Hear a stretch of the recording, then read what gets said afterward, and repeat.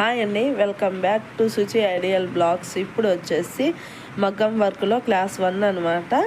ఇది వచ్చేసి chain stitch Jerry థ్రెడ్తో. దానికి కావాల్సింది కత్తెర, నీడిల్స్ అండ్ పెన్సిల్, అలాగే జెర్రీ థ్రెడ్. ఇప్పుడు వచ్చేసి పెన్సిల్తో మార్క్ చేసుకోవాలి స్ట్రైట్గా రావడం కోసము.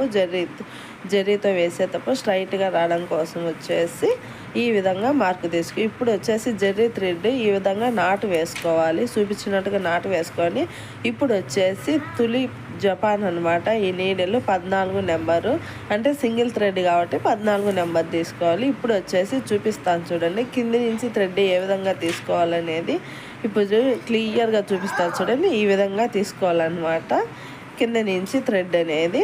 ఇప్పుడు వచ్చేసి ఏ విధంగానో చూపిస్తాను చూడండి, ఏ విధంగా చైన్ స్టిచ్ అనేది వేయాలంటే.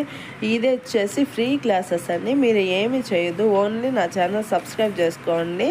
ఇవల్ల వేసాను కదా చైన్ స్టిచ్, అదే విధంగా ఇప్పుడు వచ్చేసి క్లియర్గా వచ్చేసి మీకు నేర్పిస్తాను, చూసేయండి చూడండి. ఇప్పుడు వచ్చేసి చైన్ స్టిచ్ కింది నుంచి థ్రెడ్ తీసుకున్నాం కదా.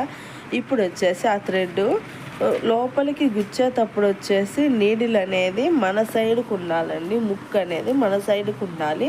అలాగే పైకి తీసేటప్పుడు అటు సైడ్ ఆపోజిట్ డైరెక్షన్లో ఉండాలన్నమాట.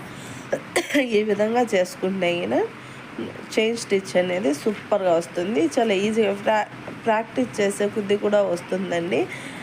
టెన్షన్ ఏం పడకండి, చాలా అంటే ప్రాక్టీస్ చేయంగా కూడా వస్తుంది అనమాట. చాలా ఈజీగానే ఉంటుంది, నేర్చుకోవచ్చు. ఫస్ట్లో నేను అలాగే ఉన్నా, నేను కూడా సెల్లులో చూసే నేర్చుకున్నానండి. క్లియర్గా నేర్చుకోవచ్చు, చూసేయండి. ఈ విధంగా చైన్ స్టిచ్ అనేది మొత్తం ఈ విధంగా వేసుకోవచ్చు. చూడండి నేను చూపిస్తున్నాను చూడండి. ఫస్ట్ ఆఫ్ ఆల్ వచ్చేసి గుచ్చేటప్పుడు మళ్ళీ చెప్తున్నాను చూడండి ముక్కు అనేది మన సైడ్ ఉండాలన్నమాట. అది తిప్పేటప్పుడు వచ్చేసి ఆపోజిట్ డైరెక్షన్లో ఉండాలి. చూడండి నేను చేత్తో ఏ విధంగా తిప్పుతున్నానో అర్థమైందండి. ఈ విధంగా వచ్చేసి అన్ని ఇప్పుడు అదే ఇలాగైనా వస్తే కానీ అలా వస్తుందండి, అలా రాకూడదు. అంటే ఎప్పటికీ లాగుకుంటూ వచ్చేసి లాగుతూ మనము మన సైడ్ అదనేది ముక్కు అనేది మన సైడ్కు మాత్రమే పెట్టుకొని గుచ్చాలండి. అటు సైడ్ వచ్చేటప్పుడు ఆపోజిట్ డైరెక్షన్లో రావాలి, ఎందుకంటే అది కొంచెం దగ్గరగా తీసేటప్పుడు మన సైడ్ కింద తీసుకున్నామంటే పోగులు వచ్చేస్తాయి. అలా రావడం తప్పు అనమాట, అలా రాకూడదు.